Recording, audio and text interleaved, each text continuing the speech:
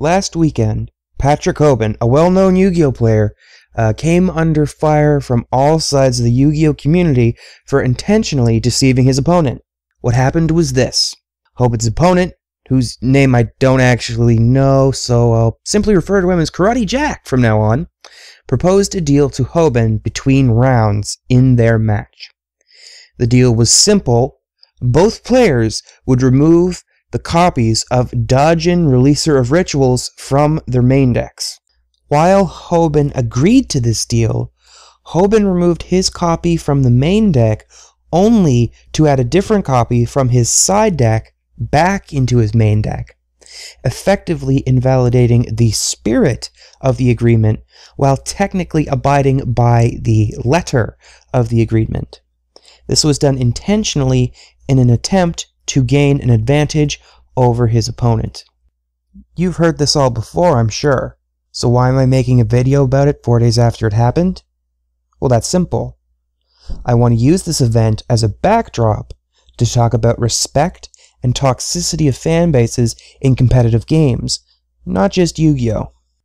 In a competitive environment, tensions can run high, and performance anxiety can cause people to act in a way that they normally wouldn't act. I know from personal experience that even small things your opponents or even your allies do can cause you to act in a mean-spirited or even hateful manner. It can even cause you to cheat when you normally be totally against cheating. This becomes even more true in a big tournament, where prizes, recognition, and in some cases even self-respect hang in the balance. While I personally think that Hoban did this without any stressors, and admittedly probably acts like this outside of Yu-Gi-Oh! As well, the question still stands. Can a tournament, or even general competitive setting, justify cheating, or even using just plain old underhanded tactics if it increases your chances of winning? Keep in mind, the primary goal for many competitors is, in fact, to win. The answer I came up with is no, and I'll explain my reasoning. While people play games for many different reasons, some more personal than others, a driving factor is almost always self-satisfaction. The difference usually derives from how one gains that self-satisfaction. Using myself as an example, in Yu-Gi-Oh! I like to play to win, but I like to win using a deck that isn't a top-tier deck. This derives from my distaste of the tiering system in Yu-Gi-Oh! And a desire to use whatever deck I like, rather than a set of 2 or 3 quote-unquote top decks. Some people play purely for fun. Others play purely to win. Both of these are fine and legitimate reasons to play any game. The problem arises when there is an imbalance in a person's perspective. I will use the following example to explain my point.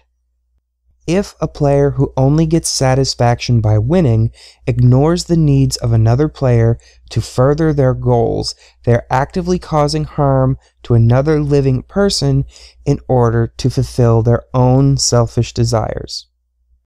Going back to the Hoban incident, Hoban could have declined Karate Jack's offer if he didn't agree with it. He is entirely within his right to do so, and I don't think anyone would blame him for that.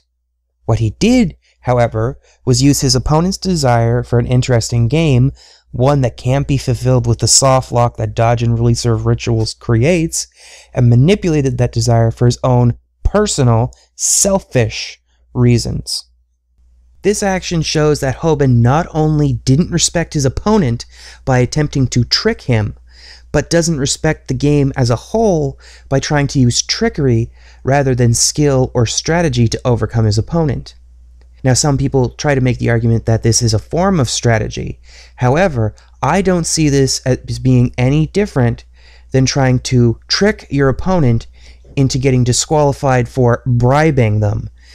If you don't understand what I mean, you can watch Asian Eyes White Dragon's video on the Hoban incident, and he gives a good description of what I am talking about. One could make the argument that competitive games are selfish by design, but that is where balance comes in. Someone can't be fully selfless because it's harmful to an individual. But someone also can't be fully selfish, as it is harmful to everything around them. Like many other things in life, you need to find a happy medium. Games are no different. What Hoban did was harmful not only to Karate Jack, but to the community and to the game as a whole. Similar things happen in League of Legends all the time, and that is why that game has a bad reputation as having one of the most toxic communities of gamers around. Hell, just look at the public perception of gaming at large and you can see the effects of overindulging in selfishness. The point is this: wanting to win isn't harmful in and of itself, but wanting to win at the cost of everything else is. You need to find an acceptable balance, a balance that Hoban totally and intentionally ignored this weekend. Yu-Gi-Oh!, League of Legends, any competitive-based community can be one of respect and compassion while still retaining its level of quote-unquote competition.